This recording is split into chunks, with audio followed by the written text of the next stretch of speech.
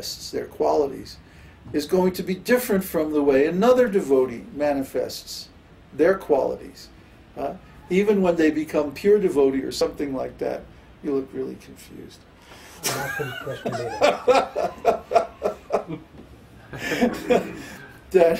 that each devotee is going to be an individual.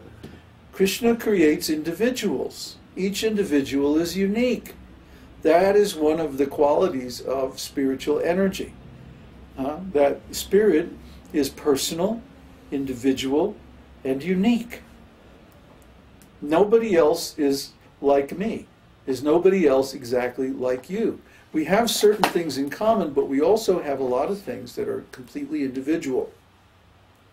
So anyway, when we become perfected in self-realization, we engage all of our real qualities, our essential qualities, our spiritual qualities in Kṛṣṇa's service.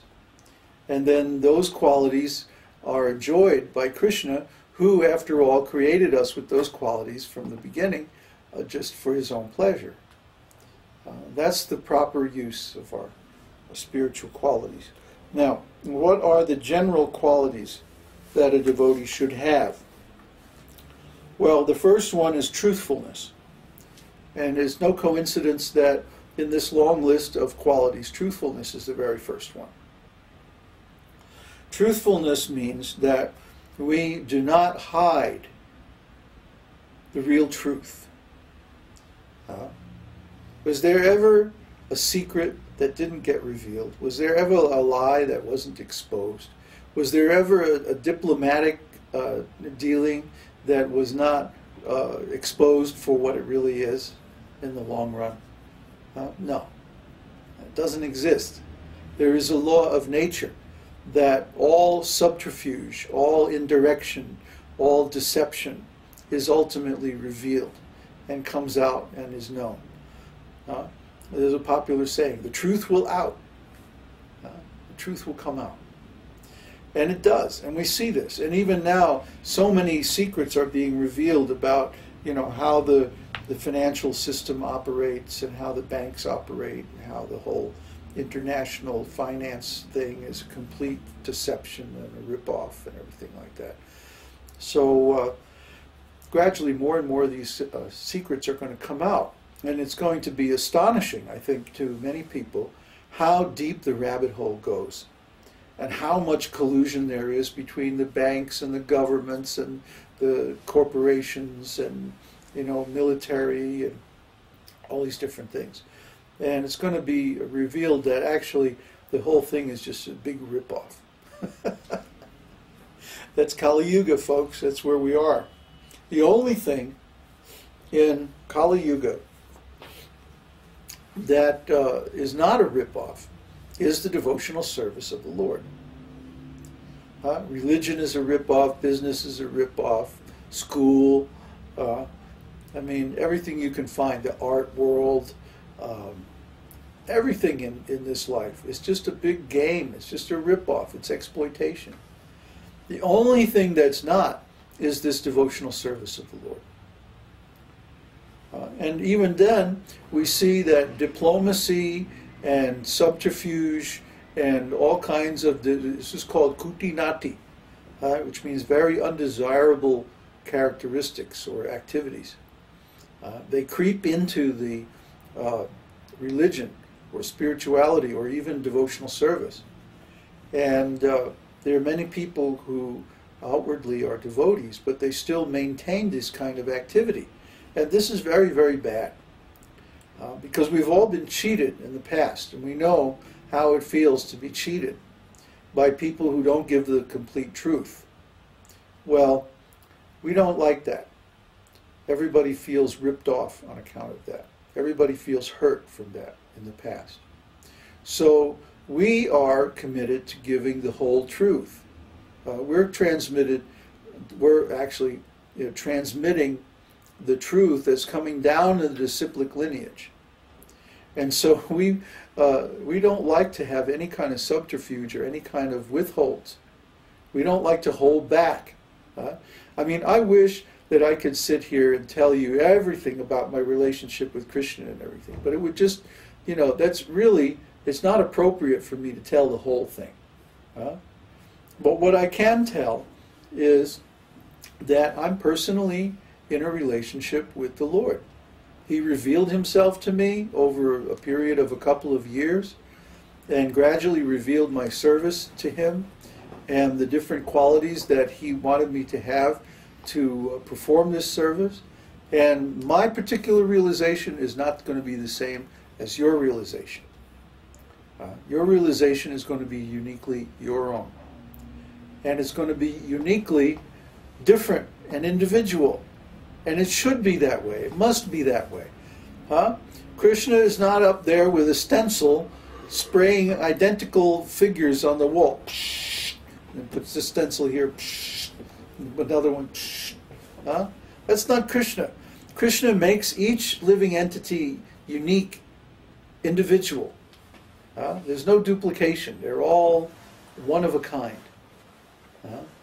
They say, there's a common saying that God made you and threw away the mold. Well, there never was a mold. Everyone is individually handcrafted. He doesn't work like that. So, but the things that we do have in common are the fact that we are individuals, we're conscious, we're living entities, and we're meant to love Kṛṣṇa. But we're meant to love Kṛṣṇa in an authentic way. Not in a phony way, not in some rubber stamp way, but to discover our own unique way of loving Kṛṣṇa, which is based on these personal qualities that cannot be erased. They cannot be artificially tweaked until they resemble whatever the standard picture for a devotee is supposed to be. No, but we see that all great personalities have these qualities, beginning with truthfulness. And the next one is cleanliness. Cleanliness is very, very important. It's the second quality after truthfulness. See? You will know how advanced a person is by how clean they are, and how orderly and organized and how well maintained their dwelling place, their tools, their office, their files, all their stuff. This will give you an exact picture of how advanced this person is. Because a person who wants to put all their energy, or as much as energy as possible, into the devotional service of the Lord, does not want any other thing to interfere with that.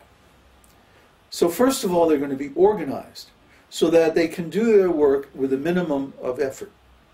Time and effort is irreplaceable. Once you use time, especially, you can never get it back. So what we use our time on is the most valuable thing in our existence. So we want to have everything so well organized, so in such good condition, and everything ready to go. Like you see, like we always have computers and cameras and we have stuff, in bags and packed up. And we know where absolutely everything is. Unless the lion hides it. That's a different thing.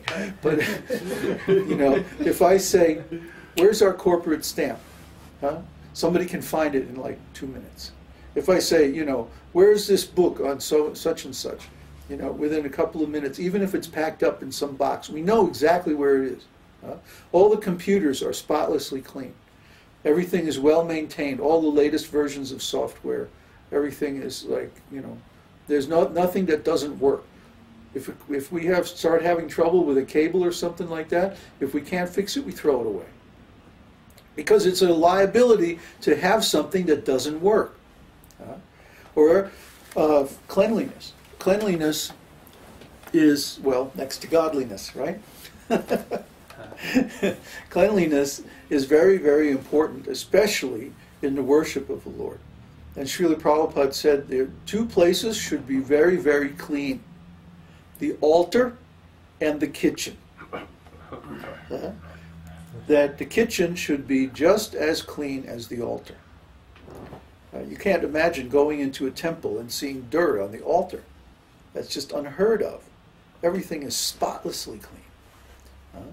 And similarly, the kitchen should be exactly the same way, because that's where the offerings are prepared that are offered to the deity.